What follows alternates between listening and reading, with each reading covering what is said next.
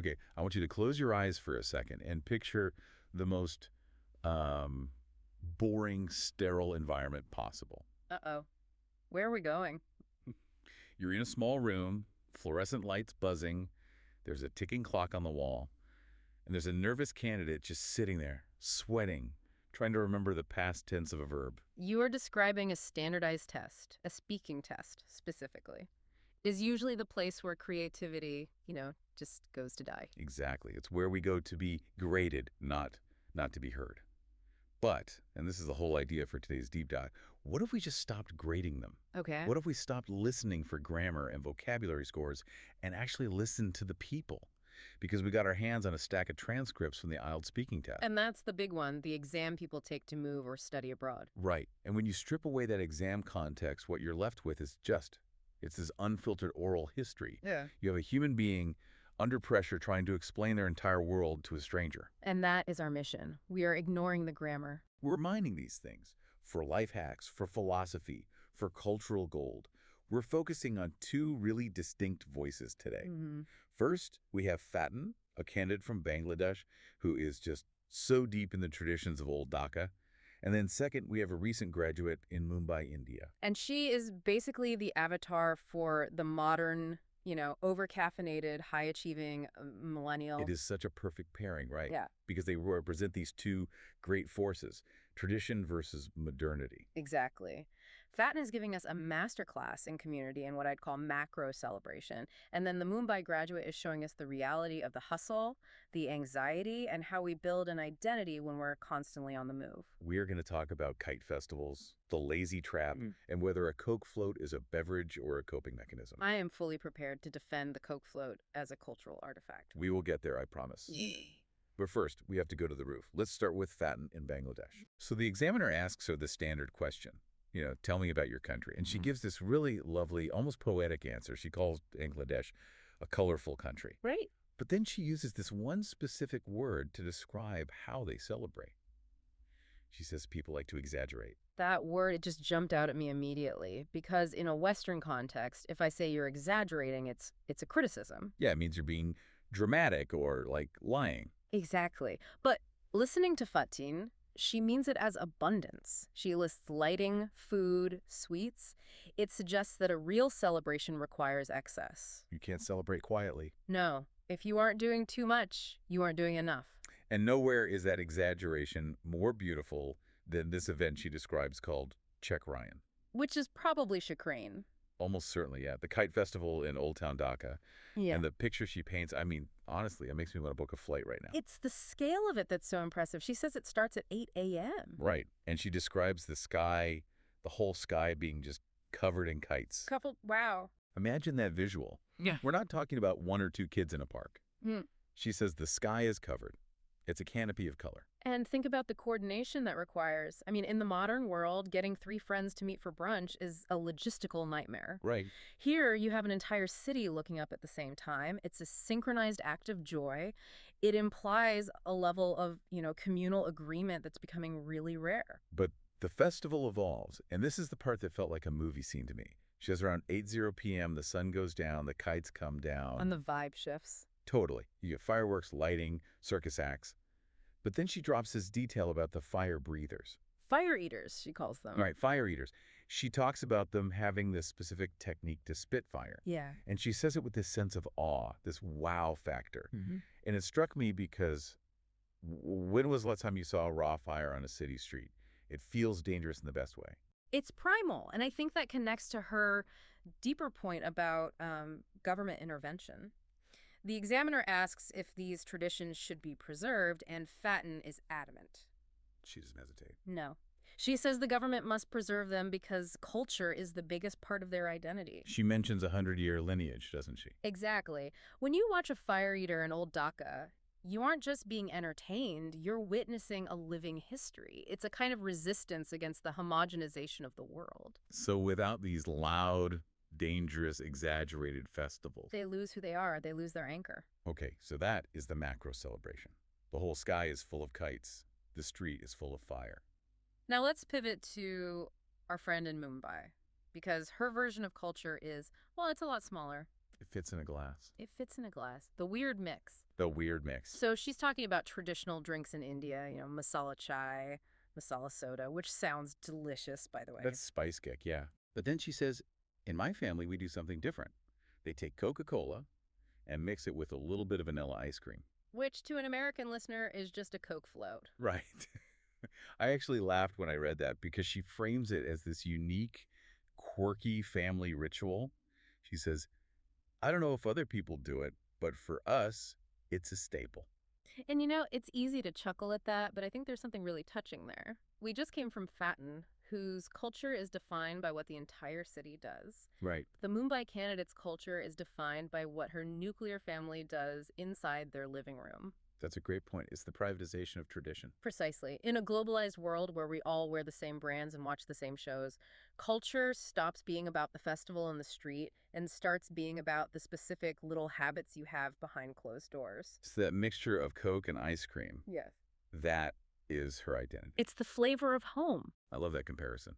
Fatten looks out the window to see her culture. The Mumbai graduate looks into the fridge.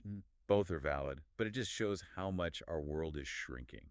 And how we cling to these little rituals to feel grounded. Speaking of shrinking worlds and the need for grounding, Yeah. let's talk about the anxiety. Because our Mumbai candidate, oh man, she is relatable. She is basically a case study in the modern hustle. She really is. And it starts with her career path. Did you catch how she decided on her dream jobs? Oh, it is hilarious and terrifying. Did she say? As a kid, she watched the show Suits. Oh, I know where this is going. And she decided, okay, done. I'm going to be a lawyer. Then she watches The Devil Wears Prada and says, nope, pivot. I'm a fashion designer now. It is the see it, be it phenomenon on steroids. But it also just shows how fluid modern ambition is. We don't inherit trades from our parents anymore. We inherit dreams from streaming services. But reality hit her. She's not a lawyer or a fashion designer. She's working in the startup industry in Mumbai. Yeah. And she is stressed. The startup grind is universal. But she has a system. And this is where I think we get into the real life hack territory. She talks about her weekend routine to keep the anxiety at bay. And it's not what I expected. It's not, I sleep in. She talks about cold plunges and saunas. Yes. She specifically says she avoids the lazy weekend. She says if she's too lazy, she falls into a rut. That is such a crucial insight. Most people think the cure for burnout is doing nothing, lying on the couch. But she's describing the difference between passive recovery and active recovery. Unpack that a little bit for us. What's the difference? Well, passive recovery is scrolling your phone in bed. It often leaves you feeling more tired or even guilty. That's the rut she's talking about. Okay. A cold plunge. That's a physiological reset. You are shocking your system, forcing a dopamine release, regulating your nervous system. She is treating her relaxation with the same intensity as her work. She's optimizing her downtime. She has to be productive even when she's resting. She has to be. And she mentions she's caffeine sensitive. Coffee gives her jittery episodes. So she's on decaf, green tea for detox, chamomile for sleep. She is tuning her body like an engine to handle the workload. It's impressive, but it's also a little sad, isn't it? Like, there's no room for error. Even her reading habits have changed. This part kind of killed me a little. What was that? She says as a child, she loved The Secret Garden.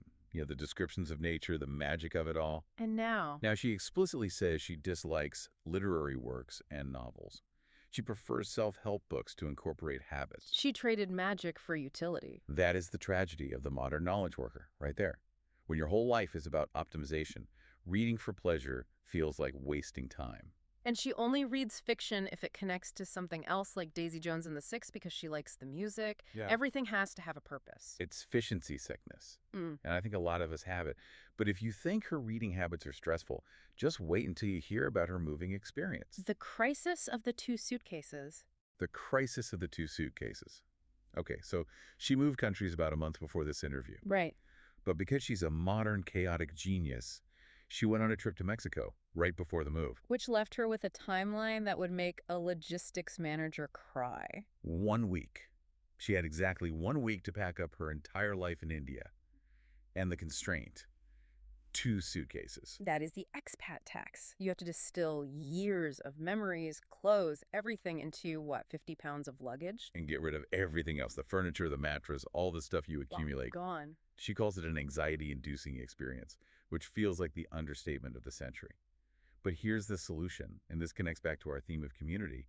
She didn't do it alone. No, she called in the village? She had friends come over, they blasted music, they turned this absolute nightmare of packing into a party. That transformation is so key. She reframed the stressor. Instead of a lonely, sad goodbye, it became a social event. But notice who the village is here. Her squad. It's a curated group of friends.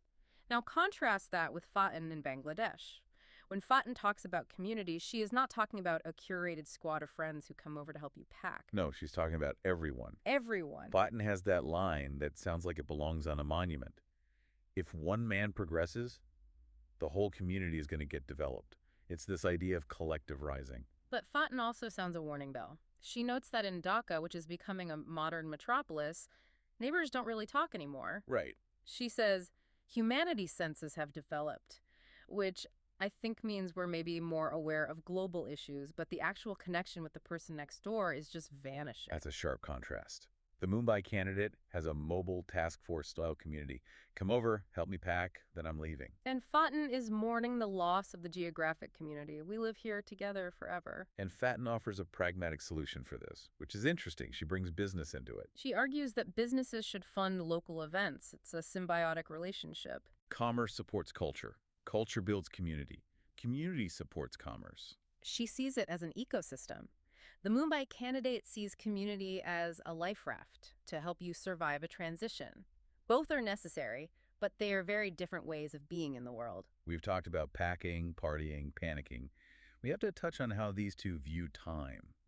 Because the Mumbai candidate has a very specific take on punctuality that I think will resonate with anyone who's ever had a boss. The ethics of lateness. Yes, she starts with the corporate line. Time is money.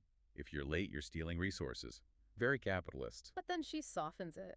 She argues that companies need to be understanding of circumstances, specifically mentioning parents. Right, if you have a kid to take care of, the rigidity of corporate time should flex a little. But she draws a hard line at recurring behavior if you're just waking up late. That's a lack of respect. It's the difference between a systemic issue and a personal flaw. And speaking of personal flaws, or maybe personal improvements, let's talk about learning.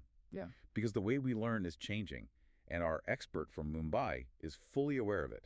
She brings up what we might call the short chunk theory. She just admits it. Okay. I have a short attention span.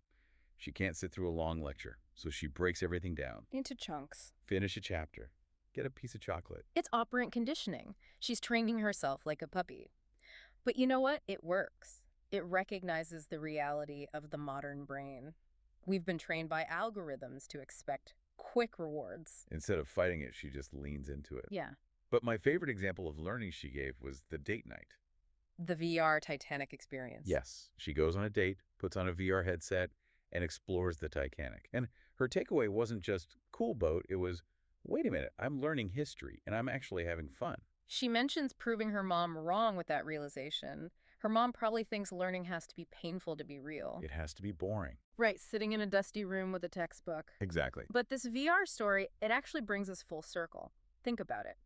We started with Faten's Fire Eaters in Old Dhaka Raw, physical, dangerous, historical entertainment. And we're ending with a VR headset. Digital, safe, curated, historical entertainment. Both are teaching you something. Both are exaggerated in their own way.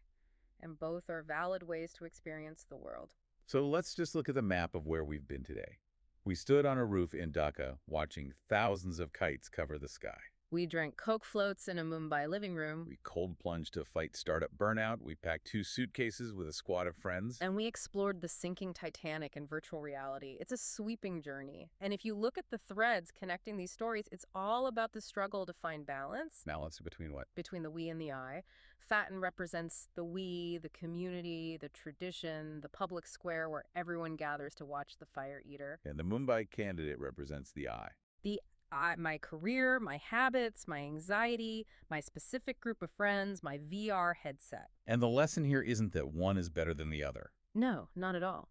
The lesson is that the modern human probably needs both. You need the efficiency of the cold plunge and the VR headset to survive the modern economy. but you need the spirit of the kite festival. That sense of useless, beautiful abundance to survive the soul-crushing nature of that economy. You can be a tech-savvy, global-moving, decaf-drinking person who still deeply respects the fire-breathing traditions of the past. In fact, you probably have to be. If you lose the kites, you lose your soul. If you lose the cold plunge, you lose your job. It's a synthesis. So here's where we want to leave you today.